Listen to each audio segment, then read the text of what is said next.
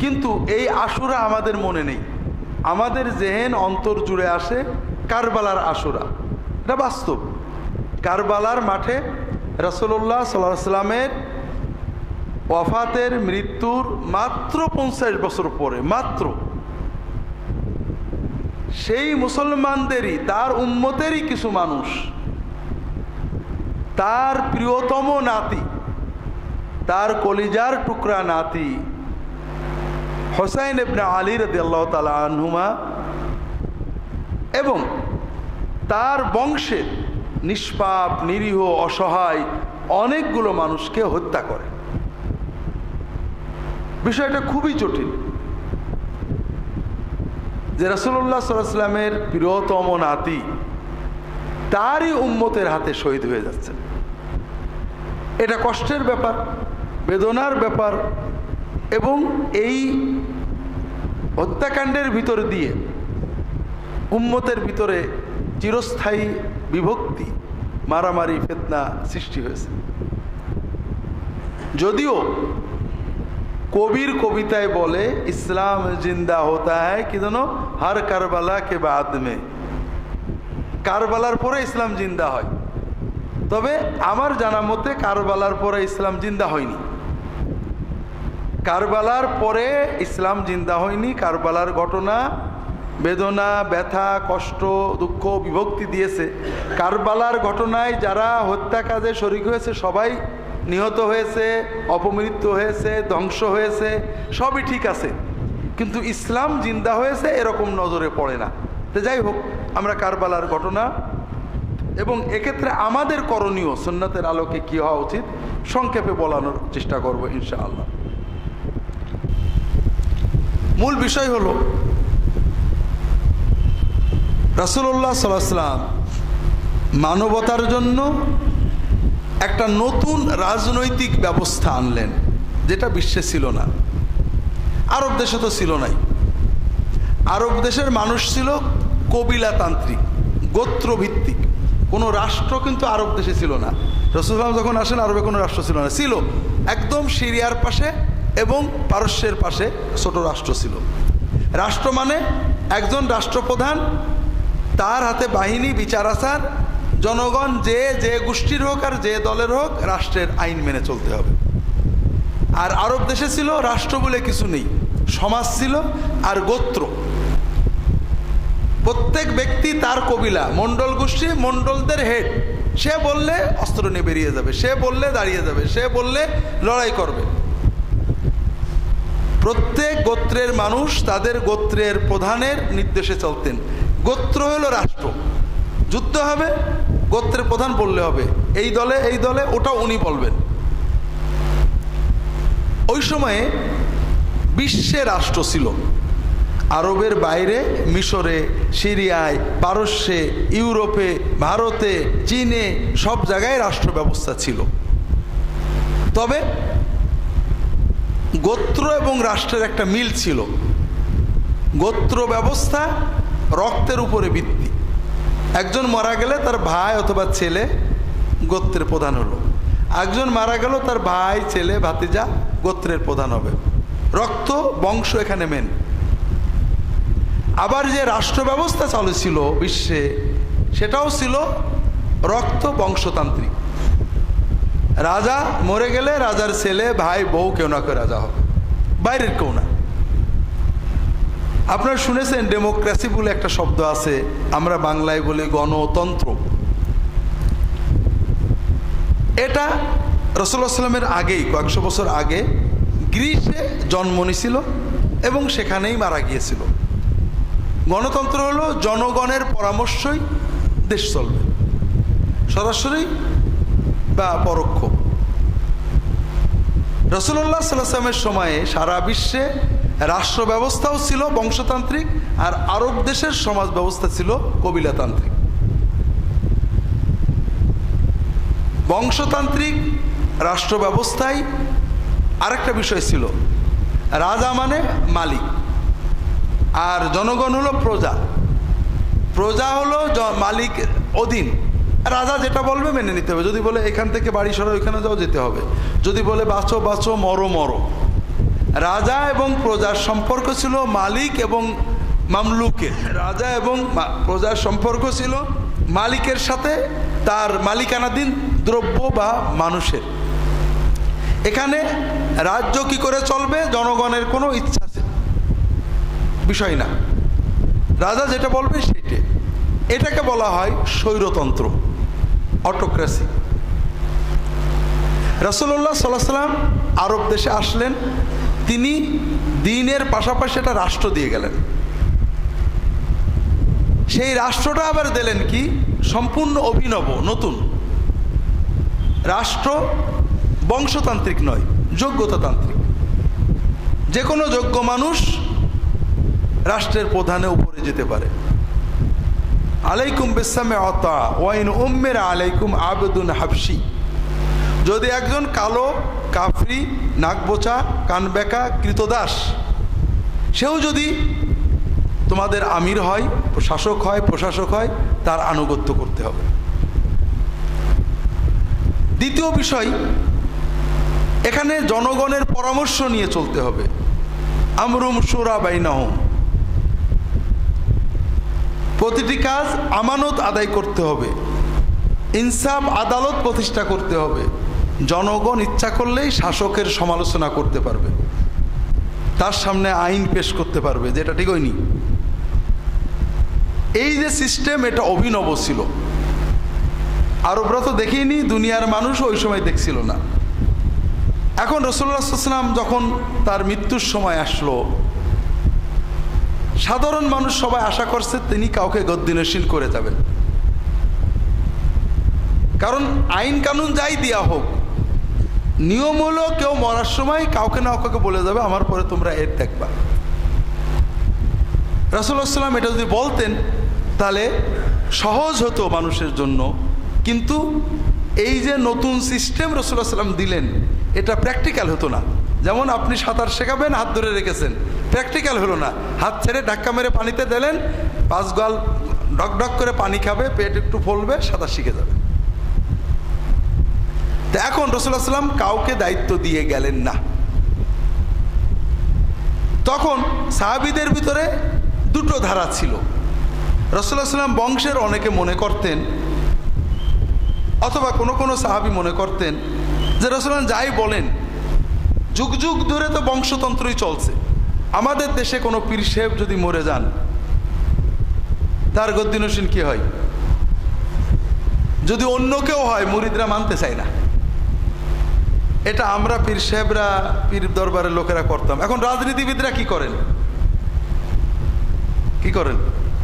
এখন রাজনীতিতেও বংশতন্ত্র। কেন? কারণ মানে আমরা মানসিকতাই ওই রকম রয়ে গেছি। যদিও বলছি গণতন্ত্র, কিন্তু বংশের একজন মানুষকে যত কদর করি, অন্য বংশের মানুষের ওই রকম কদর করতে পারছি না। এজন্য নেতার বংশের যদি কেউ আসে, যত সহজে দল ঐক্যবদ্ধ হয়ে যায়, বাইরের কেউ গেলে ওরকম হয় না। এটা আমরা আমাদের দেশেও জানি। আরব দেশে আরো কঠিন। সবাই অনেকেই মনে করছিলেন রাসূলুল্লাহ সাল্লাল্লাহু আলাইহি ওয়াসাল্লামের প্রিয়তম সাহাবী আবু বকর রাদিয়াল্লাহু তাআলা আনহুকে হয়তো দায়িত্ব দেবেন, কারণ সব সময় তিনি তার পাশে আছেন। কেউ কেউ মনে করছিলেন হয়তো তিনি তার বংশের কাউকে দেবেন, কারণ যুগ যুগ ধরে তো বংশতান্ত্রিক হয়েই আসছে। তার বংশে তো যোগ্য লোক আছে, তিনি দিতে পারেন। রাসূলুল্লাহ সাল্লাল্লাহু আলাইহি ওয়াসাল্লাম কাউকে দেননি। তার ওফাতের পরে সাহাবীরা দ্বিধাদ্বন্দ্ব, কে হবে? আনসারীরা বলেন আমরা, মুহাজিররা বলেন আমরা, বংশের লোকেরা কেউ কেউ বলছিলেন আমাদের থেকেও হবে। শেষ পর্যন্ত নানান রকমের কথাবার্তার মাধ্যমে আবু বকর রাদিয়াল্লাহু তাআলা আনহু খলিফা হলেন, এরপরে ওমর হলেন, এরপর ওসমান হলেন। সবসময় কিছু মানুষ মনে করছিল রাসূলুল্লাহ সাল্লাল্লাহু আলাইহি ওয়াসাল্লামের বংশের কেউ হতে পারে, যোগ্যতা আছে। আবার অনেকেই মনে করছিল যে না, সাহাবীরা আরও আছেন, তারাও যোগ্য। সর্বশেষ যে নির্বাচনটা হলো ওসমান রাদিয়াল্লাহু তাআলা আনহুর সময়ে হলো, ওমর রাদিয়াল্লাহু তাআলা আনহুর ওফাতের পরে। ওমর বললেন তোমাদেরকে রেখে গেলাম, আব্দুর রহমান আউফ, ওসমান, আলী, তালহা, জুবাইর, আর কে, এই 4-5 জন, আব্দুর রহমান, আলী, ওসমান, তালহা, জুবাইর, সাদ ইবনে আবি ওয়াক্কাস নাম রাদিয়াল্লাহু তাআলা আনহুম আজমাইন। এনাদেরকে একটা কমিটি করে দিলেন, তোমরা কমিটি পরামর্শ করে তোমাদের ভিতর থেকে একজন হবে। কমিটিতে বসে আব্দুর রহমান ইবনে আউফ বললেন যে আমি হব না, আমি আমার ক্যান্ডিডেসি প্রত্যাহার করলাম। এখন আপনারা বাকিরা যদি চান তাহলে আপনাদের ভিতর থেকে কাকে করব আমি জনগণের সাথে পরামর্শ করে দিতে পারি। তারা বলে ঠিক আছে, আপনি পরামর্শ করে দেন। 3 দিন 3 রাত তিনি পরামর্শ করলেন। এরপরে মসজিদে নববীতে ফজরের নামাজের পরে তিনি আলী রাদিয়াল্লাহু তাআলা আনহুকে বললেন যে আলী, কিছু মনে করেন না, জনগণের পরামর্শ ওসমানের দিকে যাচ্ছে, এজন্য আমরা আসেন সবাই ওসমানের হাতে বায়াত করি রাষ্ট্রপ্রধান হিসেবে। এরপরে সবাই বায়াত করলেন। এই যে ধারা, জনগণতান্ত্রিক, পরামর্শতান্ত্রিক, কাউকে কেউ খলিফা গদ্দিনশীন করে যাচ্ছে না, এটা একটা অভিনব বিষয় হওয়ার কারণে এটাকে মেনে নিতে উম্মতকে অনেক খাবি খেতে হলো, পানি খাইতে হলো। এটা ঘটলো ওসমান রাদিয়াল্লাহু তাআলার ওফাতের পরে। তিনি শহীদ হলেন, মদিনার লোকেরা আলী রাদিয়াল্লাহু তাআলা খলিফা বানালো। সিরিয়াতে মুআবিয়া বললেন রাদিয়াল্লাহু তাআলা আনহু যে ওসমানের হত্যার বিচার না হলে আমি মেনে নেব না। এই বিচার অবিচার, বিচার বিচার, এটা নিয়ে আলী বললেন সবাই ঐক্যবদ্ধ, এখনও বিদ্রোহীরা সেনাবাহিনীতে রয়েছে, তারা সেনাবাহিনী নিয়ন্ত্রণ করছে, আমরা যদি বিভক্ত থাকি আমি বিচার করতে পারবো না, আসেন ঐক্যবদ্ধ হই, এরপরে আমরা অবশ্যই বিচার করব। এই নিয়ে বিতর্ক হতে হতে যুদ্ধ হলো। আলী রাদিয়াল্লাহু তাআলা শহীদ হয়ে গেলেন। এক পর্যায়ে হাসান রাদিয়াল্লাহু তাআলা আনহুকে কুফার লোকেরা খলিফা বানালো। ওদিকে মুআবিয়া রাদিয়াল্লাহু তাআলা খেলাফতের ঘোষণা দিলেন, 2 দলে যুদ্ধ হবে। হাসান রাদিয়াল্লাহু তাআলা আনহু নিজে বলেন যে না, আমিও আমার নানার উম্মতে যুদ্ধ করাবো না। তিনি মুআবিয়া রাদিয়াল্লাহু তাআলাকে ছেড়ে দিলেন। এই হলো তৎকালীন প্রেক্ষাপট। আমি বিস্তারিত বললে অনেক সময় লাগবে, ওদিকে যাব না, আমাদের শিক্ষাতে আসি। মুআবিয়া রাদিয়াল্লাহু তাআলা আনহু 20 বছর খুব সুন্দরভাবে রাষ্ট্র পরিচালনা করেন। একদম টনটনে আইন শৃঙ্খলা, নিরাপত্তা, শান্তি, অন্য দেশের সাথে সন্ধি, যুদ্ধ বিজয় খুব ভালো চলল। শেষ জীবনে অনেকেই তাকে পরামর্শ দিল যে ওমরের পর থেকে মুসলিম রাষ্ট্রটা যেভাবে দুর্বল হয়ে গেছিল ওসমান এবং আলী রাদিয়াল্লাহু তাআলার সময়ে, আপনার সময় খুব শক্তিশালী হয়েছে, আপনি একজনকে গদ্দিনশীন করে যান। তিনি বিষয়টাকে ভালো মনে করলেন, উম্মতের জন্য, দিনের জন্য, রাষ্ট্রের জন্য। কাকে করা যায়? আপনার ছেলে এজিদকে করেন। আপনারা তো মনে করেন যে এজিদের পক্ষে বোধহয় কেউ ছিল না। আচ্ছা বলেন, আমি হুজুর যদি ভোটে দাঁড়ায়, প্রেসিডেন্ট ভোটে, আর আমাদের দেশের কোনো প্রেসিডেন্ট বা প্রধানমন্ত্রী ছেলে দাঁড়ায়, ভোট কে বেশি পাবে? কর। হ্যাঁ, আমরা হয়তো মনে করি তৎকালীন মুসলিম বিশ্বে বোধহয় এজিদের পক্ষে কেউ ছিল না। অধিকাংশ এলাকায় এজিদের পক্ষে ছিল। আরব কবিলাগুলো, বিশেষ করে মক্কা শরীফ, মদিনা শরীফ, কুফা বাদ দিলে অধিকাংশই তাদের কথা হলো এটা খুব ভালো হয়, দেশের আইন শৃঙ্খলা ভালো থাকবে। কিন্তু মক্কা শরীফ, মদিনা শরীফ, পুরনো সাহাবীরা তখনও বেঁচে আছেন অনেকেই, তারা এটা পছন্দ করলেন না, অনেকে রাজিও হলেন না। এই অবস্থায় মুআবিয়া রাদিয়াল্লাহু মারা গেলেন। ইসলামী রাষ্ট্র ব্যবস্থায় আগের সরকার বলে গেলেই রাষ্ট্রপ্রধান হয় না। রাষ্ট্রপ্রধানের মৃত্যুর পরে যখন জনগণ মেনে নেয় তখন সেটা রাষ্ট্রপ্রধান বলে গণ্য হয়। অধিকাংশ জনগণ এজিদের বায়াত করলো। মক্কা শরীফ, মদিনা শরীফের লোকেরা অনেকে এজিদের বায়াত করলো না। কেউ কেউ করলো। কুফার লোকেরা লক্ষ লোকে চিঠি লিখে পাঠালো মদিনায় ইমাম হুসাইন রাদিয়াল্লাহু তাআলা আনহু ছিলেন। চিঠি লিখে পাঠালো, আপনি আসেন, আপনাকে আমরা বাদশাহ বানাবো। মুআবিয়া মারা গিয়েছেন রাদিয়াল্লাহু তাআলা আনহু, এখন খলিফার পদ শূন্য, আপনাকে আমরা খলিফা না, আর কোনো খলিফা মানব না।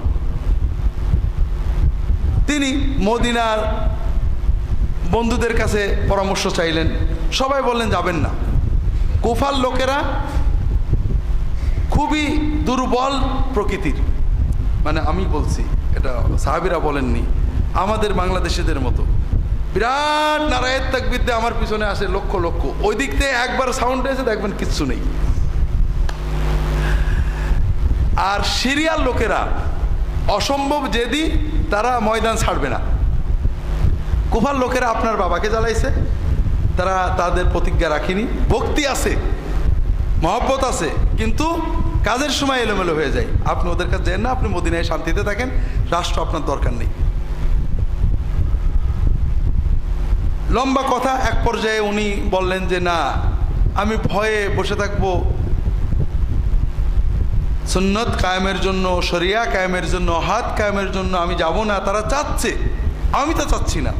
তখন উনি পরিবারের সদস্য নিয়ে মক্কা হয়ে কুফায় রওনা দিলেন। উনি যুদ্ধ করতে যাননি, উনি গিয়েছেন, কুফাবাসী বায়াত করেছে, উনি তাদের দায়িত্ব গ্রহণের জন্য গিয়েছেন। এই জন্য পরিবারের সদস্য নিয়ে গেছেন, কোনো সৈন্য নিয়ে যাননি। এজিদ খবর পেয়েছে, তখন তার মোবাইল ছিল না, খবর পেয়েছে, কুফার লোকেরা হুসাইন রাদিয়াল্লাহু তাআলা আনহুর সাথে যোগাযোগ করছে। এজিদ দ্রুত, কুফার গভর্নর ছিলেন এক সাহাবী নোমান ইবনে বাশির, সম্ভবত মনে হয় রাদিয়াল্লাহু তাআলা আনহু। এজিদ তাড়াতাড়ি ওবাইদুল্লাহ বিন জিয়াদকে পাঠিয়েছে, দ্রুত যে কুফার থেকে নোমানকে সরাও, তুমি দায়িত্ব গ্রহণ করো, কুফাবাসীদের এমন সাইজ করবা যেন আর হুসাইন নামও মুখে না নেয়, আর হুসাইন যেন কুফায় ঢুকতে না পারে, আগেই তাকে ব্যারিকেড দিবা, দিয়ে ব্যাক করিয়ে দিবা। যাই হোক, ওবাইদুল্লাহ ইবনে জিয়াদ কুফায় আসার পরে কয়েকদিনের ভিতরে সব সাইজ, কুফাবাসীর আর কোনো জিন্দাবাদ নেই, এখন আর কেউ হুসাইনের পক্ষে নেই। এখন বাহিনী নিয়ে কারবালার প্রান্তরে হুসাইনকে ঘেরাও করলেন ওবাইদুল্লাহ বিন জিয়াদের বাহিনী।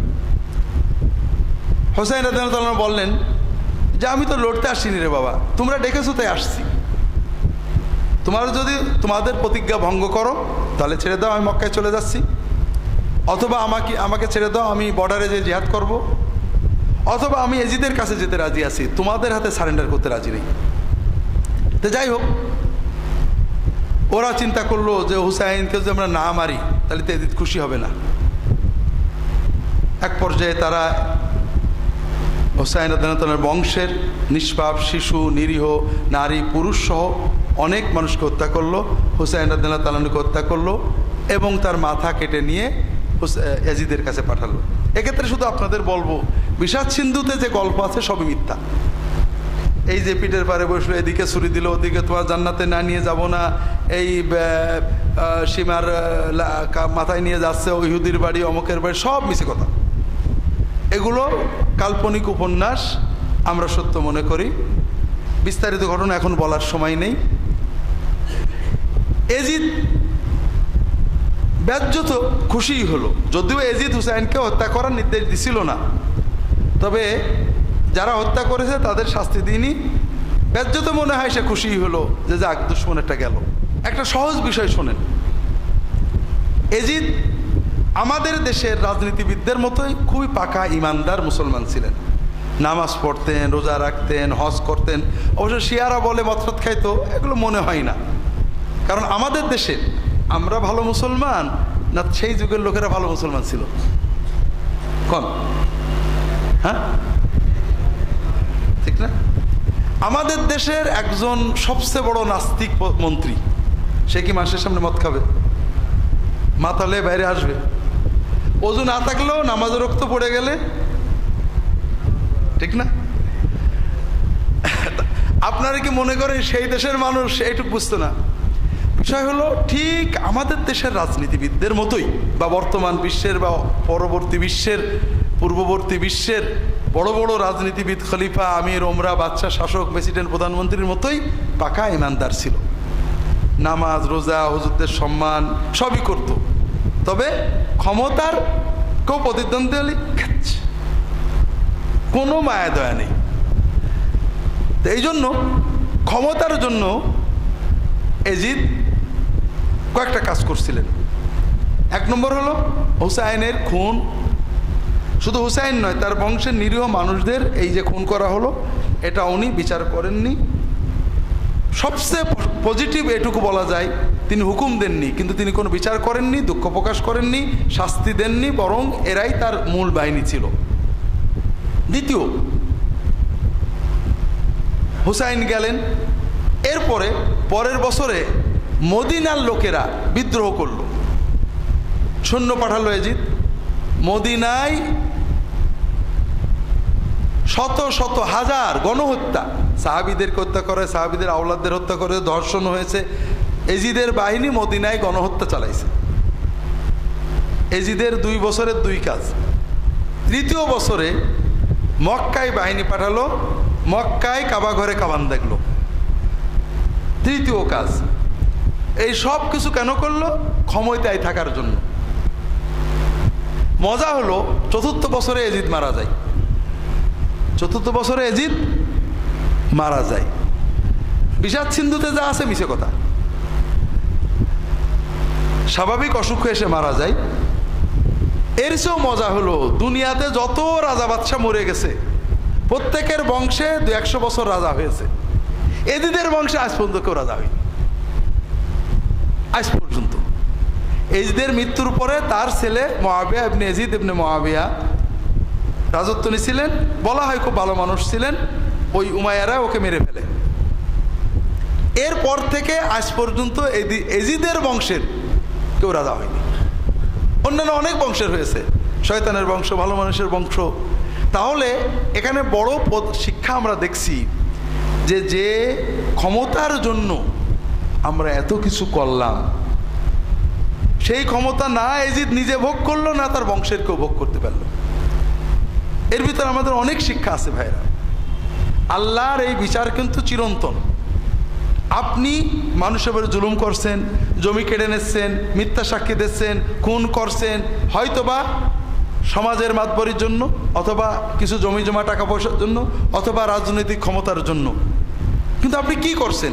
আপনি কয়দিন এই ক্ষমতা ভোগ করবেন? হতে পারে আপনার পরে আপনার বংশের কেউই আর এই ক্ষমতা ভোগ করবে না, এই জমিতে বা তারা থাকতে পারবে না। এরকম আমাদের চোখের সামনে আশেপাশে তাকালে দেখবেন, একজন লোক বিশাল বড় লোক ছিল, দ্বিতীয় পুরুষে, তৃতীয় না, জমি তো জমি, গোরস্থান পর্যন্ত বেছে ফেলেছে, বাপের কবর পর্যন্ত বেছে ফেলেছে।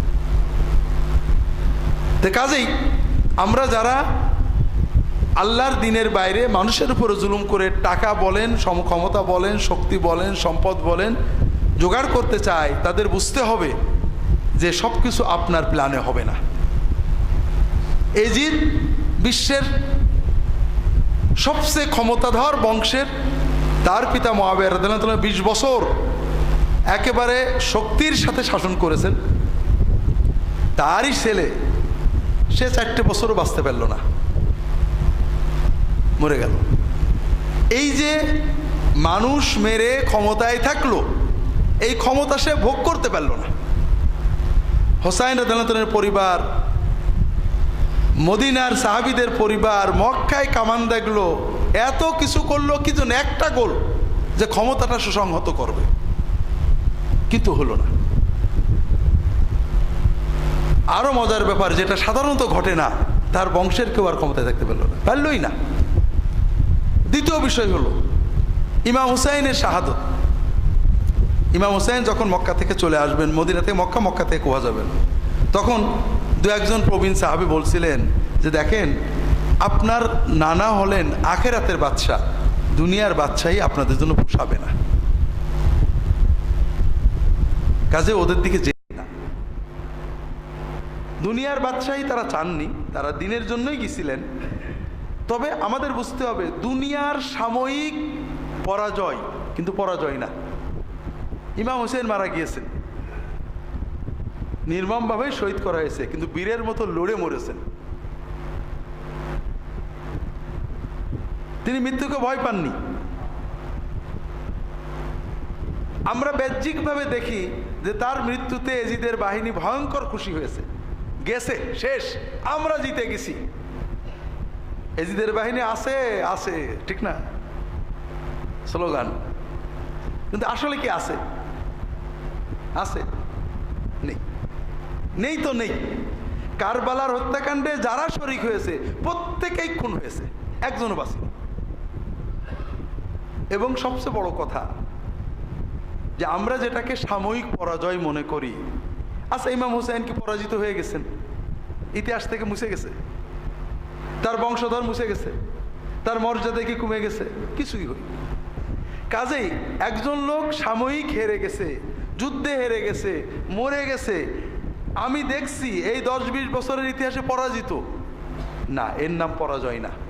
জয় পরাজয় 10-20 বছরে নির্ধারিত হয় না, এটা শত শত হাজার বছর পরে দেখা যাবে কে জিতলো আর কে মরলো। কাজে আমরা কোনো নেককার মানুষ, কোনো ভালো মানুষ দুনিয়ায় হয়তো মরে গেছেন, হেরে গেছেন, মামলায় ঠকে গেছেন, মানুষের তাকে মাথায় ব্যাট দিয়ে মেরে ফেলেছে, কোনো খারাপ লোকে মরে গেছেন, অ্যাক্সিডেন্টে মরে গেছেন, ও লোকটা ভালো ছিল না, খবরদার। মানুষের দুনিয়ার পরিণতি দিয়ে আখেরাতের পরিণতি বিচার করলে তো বলতে হবে যে এজিদ ভালো ছিল, নাউজুবিল্লাহ ইমাম হুসাইন হেরে গেছেন, এরকম বলার সুযোগ আছে নাকি? ওই সময়ে ওই 1-2 বছর 3 বছর যাদের ইমান দুর্বল তারা এরকম চিন্তা করেছে, তাই তো হুসাইন হেরে গেল, মদিনাবাসী হেরে গেল, মক্কাবাসী হেরে গেল, তাহলে এজিদই বোধহয় ঠিক। ওই 3-4 বছর কারা চিন্তা করেছে? যাদের ইমান মজবুত হয়নি।